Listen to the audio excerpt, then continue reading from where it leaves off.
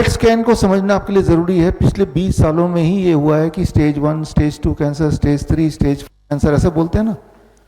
20 साल पहले याद कीजिए सिर्फ कैंसर बोलते थे, लेकिन अब स्टेज हो गया है ना। तो वो जब पेट स्कैन आ गया हॉस्पिटल में, तब से स्टेजेस हो गए। इस बात को समझना पड़ेगा इस जाल से बाहर निकलने के लिए। तो पेट स्कैन में क्या होता है, एक थ्योरी बना ली है, जो सेल ज़्यादा शुगर खाएगा उसे हम कैंसर सेल घोषित कर देंगे।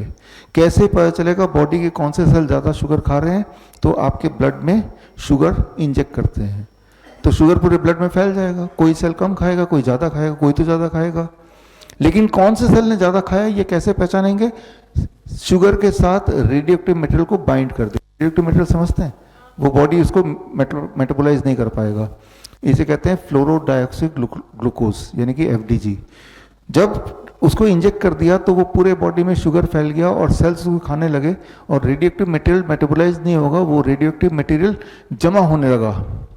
जहाँ जहाँ जमा हो रहा है वहाँ वहाँ ज़्यादा चमक दिखेगी, जहाँ जहाँ ज़्यादा जमा होगा। जहाँ जहाँ ज़्यादा रेडियोएक्टिव मटेरियल जमा हो गया यानी कि वहाँ वहाँ ज़्यादा शुगर का कंजम्पशन हुआ होगा। तो जितनी जगह पे चमक है उतना स्टेज कैंसर डॉक्टर बोल देगा। यहाँ पे 3 जगह दिख रहा है तो बोलेगा इस आदमी का ये तो 3rd स्टेज कैंसर। यहाँ पे 4 जगह दिखेगा तो बोलेगा ये तो 4th स्टेज कैंसर। फिर दोबारा पेट स्कैन कराएंगे तो चमक यहाँ नहीं दिखाएगी, कहीं और दिखाई देगी। जो भी सेल ज़्यादा भूखा है, अभी तो मैं पिछले आधे पौने घंटे से बोल रहा हूँ, तो अब मैं पेट स्कैन कराऊंगा तो यहाँ पे चमक दिखाएगी। डॉक्टर बोलेगा ओरल कैंसर हो गया आपको। मान लो आप जिम से आते हैं, एक ही हाथ में एक्सरसाइज करते हैं, तो चमक यहाँ दिखाई देगी, because these cells are hungry. मान लो आप इंसुलिन लेते हैं, फिर आप पेट स्कैन कराएंगे तो जहाँ पे इंसुलिन लिया वहाँ पे चमक ज़्यादा दिखाएगी, वहाँ पे सेल्स आर हंग्री, है ना। तो ये समझना पड़ेगा हमें पेट स्कैन का बेसिक थ्योरी क्या है।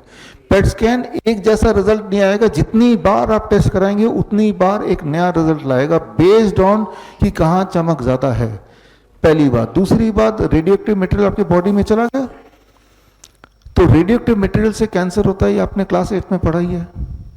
ऊपर से बॉडी में चला गया, ये नहीं कि बाहर है, खाया है नहीं है, सीधे ब्लड में है वो, है ना। पेट स्कैन कराने से पहले आपको कंसेंट फॉर्म साइन कराते कि नहीं कराते? कराते हैं ना। उसमें लिखा ही होता है कि भाई कुछ दिनों तक छोटे बच्चे, प्रेग्नेंट वुमेन के आसपास मत जाना, उनको कैंसर हो जाएगा।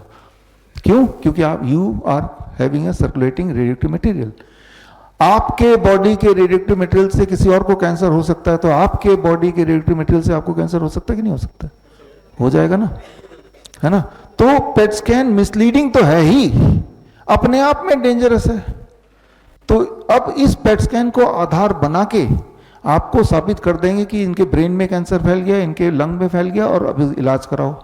हमें कैसे पता चलता है, इस बात को समझिए। असली में कैंसर होता है तो कैसे पता चलता है? असली में अगर कैंसर होगा तो आपका हीमोग्लोबिन बड़ी तेजी से नीचे आएगा। तो हीमोग्लोबिन टेस्ट कर लीजिए, ब्लड टेस्ट है, क्या मेरा 1 महीने में 3-4 यूनिट नीचे तो नहीं आ गया? नंबर 2, कमजोरी अचानक आ जाएगी विदाउट एनी एक्सप्लेनेशन। कमजोरी आने के कई कारण है, किसी को फ्लू हो गया, सर्दी खांसी जुकाम हो गया, कमजोरी, समझ आती है बात। कुछ भी नहीं हुआ, अचानक कमजोरी आ गई, अचानक हीमोग्लोबिन ड्रॉप हो गया, अचानक वेट लॉस हो गया, अचानक एक्सट्रीम पेन हो गया, अचानक ट्यूमरस ग्रोथ हो गया, अचानक इंटरनल ब्लीडिंग शुरू हो गई, तो इसका मतलब ये हुआ कि मेरे बॉडी में कैंसरस एक्टिविटी चल रहा है। तो जब भी मैं पूछता हूं अपने पेशेंट को ये तय करने के लिए कैंसर है कि नहीं, मैं उनके हीमोग्लोबिन पूछ लेता हूं, राइट। उनका बॉडी वेट कितना, बहुत ज़्यादा तो रिड्यूस नहीं हुआ, ये देख लेता हूँ। एक्सट्रीम वीकनेस साथ ही साथ तो नहीं, ये देख लेता हूँ। बॉडी में अनयूजुअल कोई ट्यूमरस ग्रोथ तो नहीं, ये देख लेते हैं। अनयूजुअल ब्लीडिंग तो नहीं, ये देख लेते हैं। तो ये सारी चीज़ें बड़ी सिंपल है, ऐसे ही बता देगा वो। और इसको आधार बना के आप डिसाइड कर सकते हैं कि cancerous activities going on in the body और नॉट। बड़ी से बड़ी बीमारी का आसान से आसान इलाज घर बैठे ही हो सकता है। अधिक जानकारी के लिए कांटेक्ट करें nearest doctor BRC clinic @home।